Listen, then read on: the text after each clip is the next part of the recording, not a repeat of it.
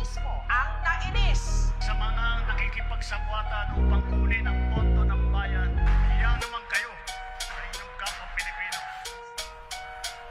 Kailangan maging nakakadiri yung korupsyon. Kailangan hindi siya maging katanggap-tanggap. Mga ulul, wala na kayong magagago. Pinapaikot ang ninyong utak ng mga tao. Matagal nang nakatenga, salita na pagbabago. Ganun pa rin naman, diba? Wala namang nagbago. Mas nakakadiri yung lumalabas sa sinasabi. Formal ninyong suot, papahiran namin ng tae. Umay na Pilipino sa amoy ng korupsyon. Mas mabango palang hapin yung ulam namin bagoong. Ganun pa man, di tatablan ng mga yan. Dapat putulan ng tenga tong mga puki ng inang. Bingi-bingian sa sinisigaw ng ilang bayan.